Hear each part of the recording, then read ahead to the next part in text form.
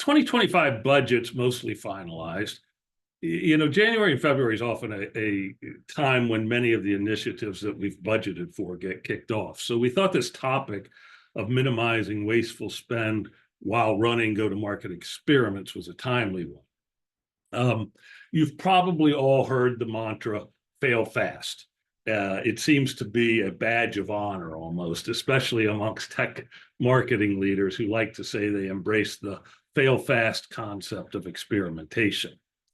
The problem is, like so many other things in modern go-to-market, those leaders are a little sloppy with the concept. And in fact, they've largely missed the point of it.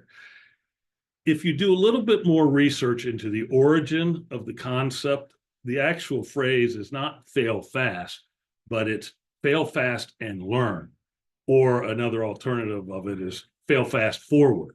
The operating point being that by learning why something is not working, we get that much closer to coming up with something that will work. And it's just really another phrase for rapid iteration. In fact, it's somewhat, at least ironic to me, that the origin of the phrase isn't actually succeed fast rather than fail fast. And had that been the case, we probably wouldn't have gotten to the sloppy situation we see so often today. But somewhere along the line, the and learn in fail fast and learn, or the forward in fail fast and forward, have largely been dropped, not just to shorten some language, but the concept behind those elements of the phrases have also largely been ignored.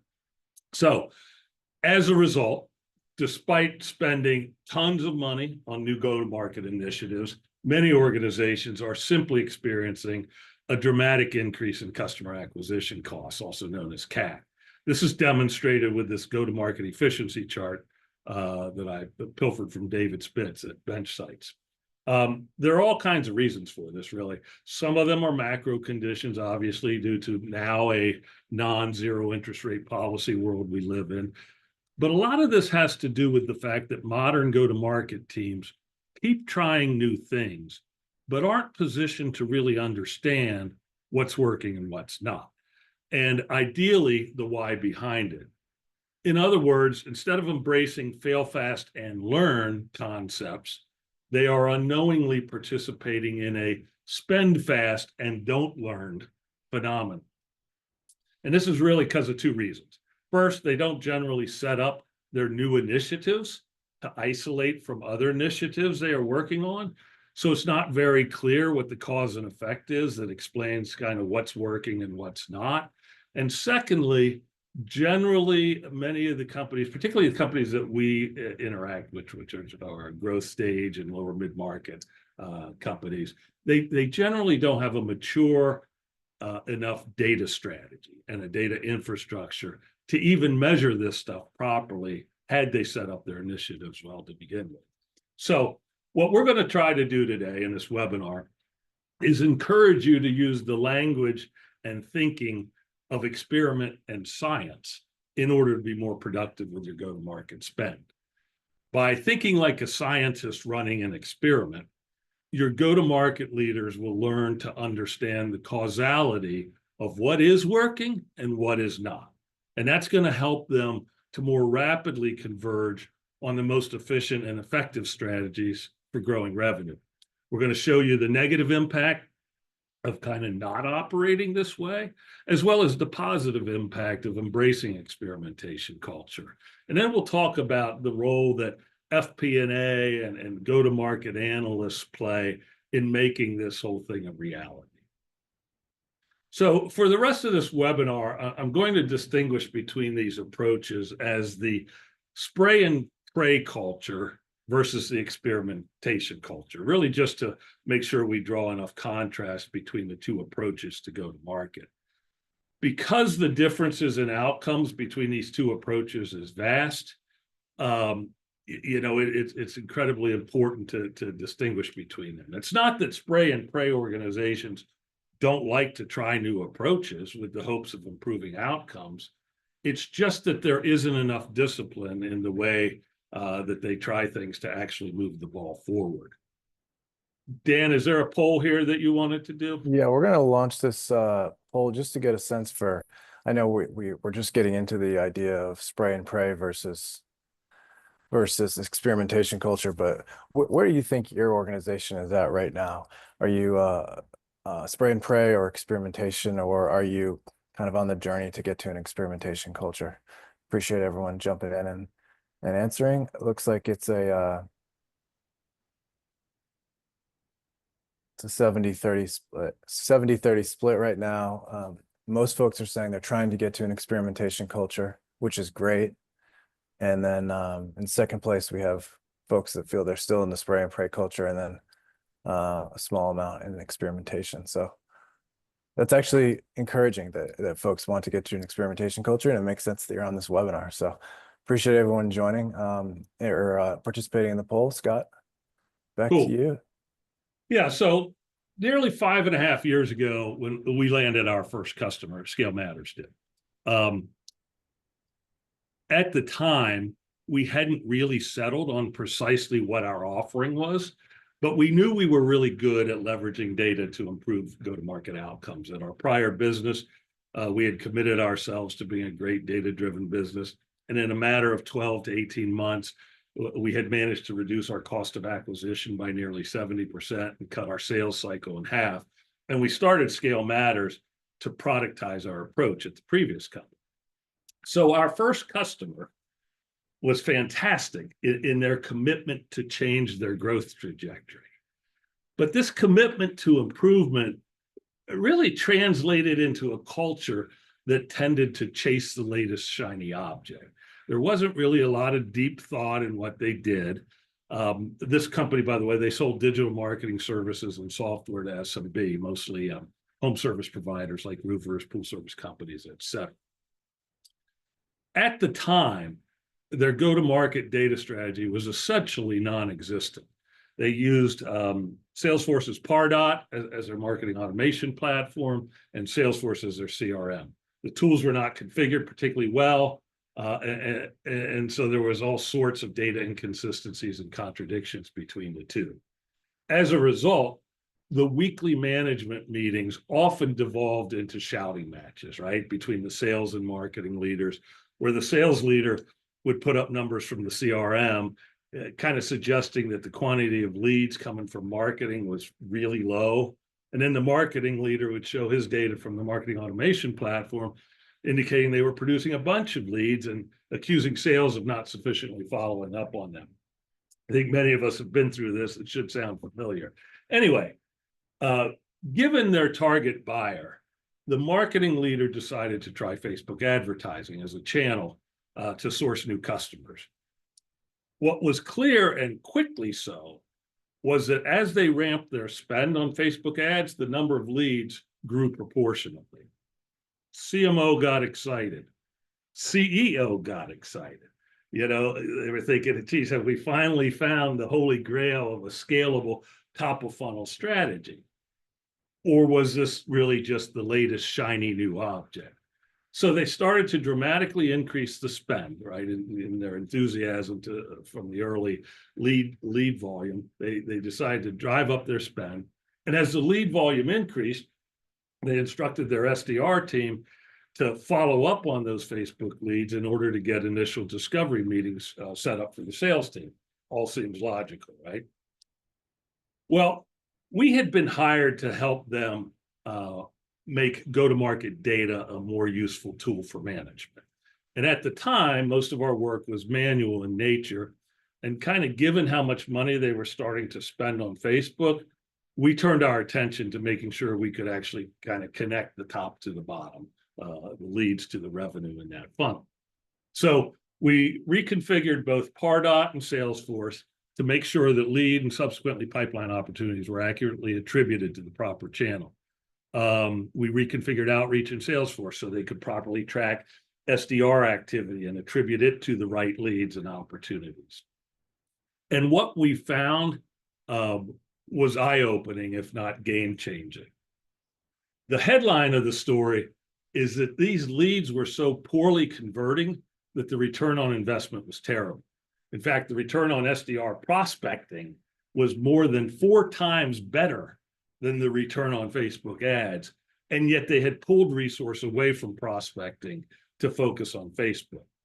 We first looked at the middle and bottom of funnel, and based on conversion rates, we were able to calculate that it took about, I think it was 21 initial discovery meetings to yield one deal. And one fully ramped AE was able to support about 50 of these meetings, if that's all they did. But since they were also working to move things through the pipeline, we were able to conclude that it required about 0.6 of a AE staff month to yield a deal that was sourced from Facebook. Similarly, when we looked at the SDR activities required to turn these leads into initial meetings, we concluded that it required about 1.8 SDR staff months to yield one deal from Facebook leads. So when we kind of combine the cost of those staff resources plus the media spend, which at this point had accounted for more than 50% of their marketing program budget, we calculated it was costing the company roughly $22,000 to source a deal through Facebook.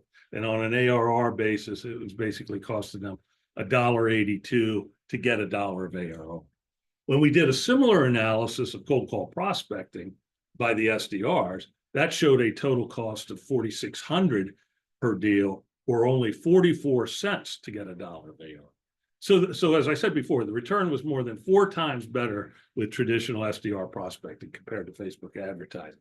Yet, the company had pulled their SDR resources away from prospecting in order to service the Facebook leads. And with all those leads, the AEs had to turn their attention on servicing them. So not only were they wasting money by focusing on a less productive strategy, they were actually losing out on revenue growth. And, in the spirit of better late than never, once we were able to provide this analysis after the fact, the company did dial back on their Facebook and re-emphasize prospecting, and it actually began to rejuvenate growth. And I'll show you that. This is SDR. It's kind of a before and after look. And once they told the SDRs to focus more on prospecting instead of servicing those Facebook leads, they more than doubled their bookings from SDR prospecting. Even more impressive, though, were the results on the AE side. Once they stopped wasting so much time chasing these low-quality Facebook leads, in this case, they more than 10x'd their bookings from AE prospecting. And this is why this is so important. Just imagine if we hadn't already been working with them and been able to show them the fact that the strategy they were banking on was actually leading them on a path to failure. We helped them figure that out, but it was only after 4 to 5 months because it wasn't anything that they set up front. Had they had an experimentation culture to begin with, they would have recognized this issue months earlier than they did, which would have saved them a lot of money and generated substantially more revenue for them. So that's the benefit of experimentation culture, is the speed with which you can figure this stuff out. So let's look at what it means to actually have an experimentation culture. There's this quote here: "The it is constant experimentation, the lifeblood of innovation, without which the sleep-stealing threat of stagnation and eventual irrelevance looms large." It feels like doomsday to me. That's from a great book called What Unicorns Know, from 2 of the value creation folks at Insight Partners, Matt May and Pablo Dominguez. It's a good read if you have the time. But one of the things they really stress is that these companies that stand out in terms of their performance, one of the attributes of them is constant experimentation. Experimentation is about innovation. And while most people think of innovation as a product thing, it's just as important when it comes to go to market, right? We're constantly under pressure to do better, right? Get more efficient growth, right? Drive CAC down, yada, yada, yada. So we're constantly looking for different approaches, hoping to improve outcomes. Whether we do this haphazardly, what we've called spray and pray, or whether we do this in a disciplined manner, what we call the experimentation culture, will largely determine our success. So the most pronounced thing that we've noticed in organizations with an experimentation culture is that it's in their DNA to understand how actions connect to outcomes, because they know that by understanding cause and effect, it puts them in a better position to be intentional about which levers they push to accelerate growth and which levers would have basically minimal impact and they could just ignore. But they also have a focus on speed. They want to quickly stop any experiments that aren't proving out so that they don't waste money or potentially more importantly, lose precious time. Just as importantly, they want to quickly identify things that are proving out so they can quickly double down on those initiatives and reap the benefits.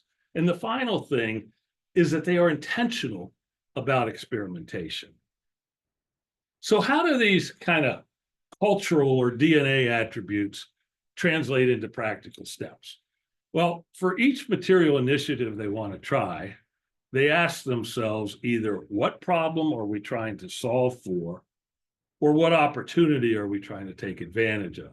This is the primary rationale behind the experiment, and they document that. Next, they document the hypothesis. And so, for example, before I go on to that, maybe someone wants to run an experiment, and the goal is that they want to reduce CAC, right? Getting pressure from the board to get more efficient, they want to reduce CAC. So next, they document the hypothesis. The hypothesis is what you believe will happen as a result of the initiative. In this example, again, you're trying to solve for CAC. You think it's too high. And you want to experiment with your sales capacity because you believe you can actually reduce your sales headcount by 20% without decreasing new bookings. This would be your hypothesis. In experimentation cultures, defining the hypothesis is often a collaborative opportunity that helps to get alignment across the functions or constituents. So we have our rationale, we've identified, documented our hypothesis. The next thing to know is that an important thing about a hypothesis is that it needs to be testable. In other words, you need to be able to measure whether the hypothesis proves out or not. And this is probably the most important part of designing an experiment, which is to ask yourselves, how exactly will we measure the impact of this initiative? This is where so many organizations fall short because they never really identify in detail a sufficient way to isolate the impact of one initiative or experiment versus another they may be working. And to do so typically requires 5 to 8 discrete measurement points so they can isolate these behaviors and causality. And so many organizations simply look at aggregate outcomes, which is generally the result of a whole bunch of things going on simultaneously. So once you're comfortable that the hypothesis is in fact testable and you've identified how you will measure it, the next step is to actually define the pass-fail criteria, and related to that, the duration, for the experiment. And the duration needs to be sufficiently long to give the initiative a chance, but short enough to be consistent with rapid iteration. And getting alignment around these is critical. Too often, companies abandon initiatives before they've really had a chance to prove out, simply because they had an unrealistic expectation of maybe how fast results would show up.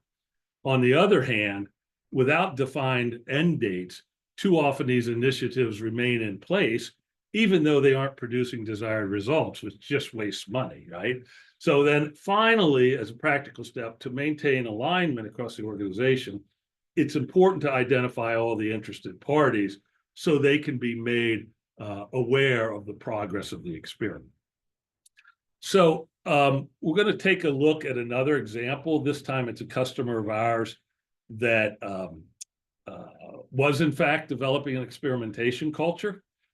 This customer was created through the PE-initiated combination of 4 previously separate companies, all operating in the nonprofit tech space. And upon bolting these companies together, the lead PE investor suggested that on the whole, they were likely underinvesting in paid search and that they should consider dramatically bumping their paid search spend. So CMO gathered the appropriate folks together, including representatives from the investment firm and the CFO. And the goal was to get alignment around the details of this initiative or this experiment to boost ad spend and codify an experiment in support of it. So in this particular case, the customer used our full funnel analytics platform to manage their experiments.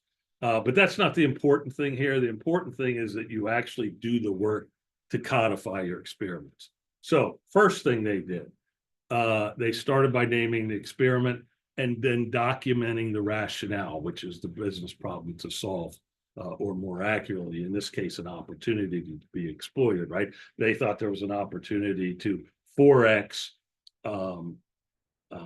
their spend, and that they could at least double and possibly triple revenue. Highlight the hypothesis. Again, they agreed on a hypothesis, which was just what I said. We think we could quadruple ad spend, and that should at least double, possibly even triple new bookings from paid search.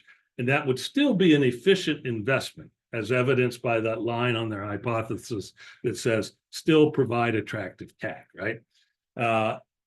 Note that the hypothesis does assume there would be some efficiency loss because they would 4x spend while only increasing bookings by 2 to 3x, but they thought that level of efficiency was still acceptable. So next, they go on to how will we measure it? And it's critical that you ask yourself this, right? And they spent a fair amount of time trying to think about how they would measure the impact of the initiative. Well, since we had done a good job making sure that their channel level attribution was sound, they knew it would be fairly straightforward to measure whether the bookings increased by 2x or more. So at the end of all of it, they'd be able to know whether it succeeded or did not prove out, right? But that would require waiting a full sales cycle before they had any answers. And they were naturally reluctant to do that, given how much money they were spending each month. So instead, they wanted leading indicators. So they decided that the very first indicator would be measuring web sessions attributed to paid search to make sure there was some relationship between that and their spend. Then they said, given the expected pattern on web sessions, they would then measure the conversion rates on down through the funnel. First from web sessions to demo requests, then demo requests to ops, and finally win rate from ops to deals. And they concluded that if the conversion rates fall dramatically as ad spend goes up, they would know that the hypothesis would not prove out. They set a 6-month duration, which is about the length of 1.5 sales cycles, but they did agree they could end it earlier if failure was evident, because that way they wouldn't waste money. They noted who the interesting parties were, so everyone would be continuously updated on the progress, et cetera. And then again, within the Scale Matters software, they added the visualizations to track the things they decided to measure. Again, this isn't about our software because you can track this stuff in other BI tools as long as you've set up your data properly. But let's look at the result. We'll start by looking at the web session chart. They started the initiative on February 23rd, which they captured in that little calendar icon using the event log. And as soon as they increased the daily ads budget, they saw a concomitant increase in web sessions. So far, so good. But if we move on to the conversion of those sessions to demo requests, almost simultaneously, they experienced what amounted to a 22% decrease in the conversion rate from web sessions to demo requests. Now, if that was the only hit to conversion rates, that would have still been okay, because with a 4x increase in web sessions that convert at what is effectively a 78% of the prior conversion rate, they're still nearly 3x better off than they were. But unfortunately, that wasn't the case. If we move to the next conversion rate, demo request to opportunities, we see an even steeper decline shortly thereafter, right? Going from 40% down to 25%. So now the combined conversion rate from web sessions to opportunities had dropped in half. So that means that if nothing else changes, they just come in at the 2x revenue for 4x spend. But it meant that there wasn't any room for additional hits to conversion rates. But unfortunately, not long thereafter, as opportunities started getting closed out, there was a precipitous drop in the win rate from opportunities to deals, going from 19.5% to a third of that at 6.5%. So they had their answer, right? In a matter of about 6 to 8 weeks. They didn't have to wait a full sales cycle. The hypothesis hadn't proved out at all. In fact, as they spent more money, they actually closed less deals because the increased spend drove in massive quantities of low quality leads. And once the sales team recognized this, they sort of started ignoring the demo request leads and turned their attention elsewhere. So hopefully by walking you through this example, it's become clear why managing experiments with this level of discipline is critical. And that's because of the speed and certainty with which you get answers. In this case, these folks knew in 6 to 8 weeks that the hypothesis didn't hold. And had they had to wait another 8 to 10 weeks for a full sales cycle to complete, they wouldn't have learned anything new, but they would have wasted almost $500,000 in ad spend over the course of those 2 months. So with a disciplined experimentation culture, you will be quicker, both to stop the bad stuff and the associated wasted spend, but also to find the good stuff and the associated growth that's worth doubling down on. Take a quick break. Dan has another poll, and then we'll come back to wrap it up. Yeah, thanks, Scott. As we transition from that example into talking about how you can make a experimentation culture a reality, we wanted to do a second and final poll. How often does your finance and go-to-market teams meet to review data and talk through actions to improve outcomes? So do you guys only meet when things are going badly and it's kind of an emergency meeting? Do you meet sporadically based on whenever people on the management team raise issues? Do you meet on a quarterly basis or a regular weekly or monthly schedule?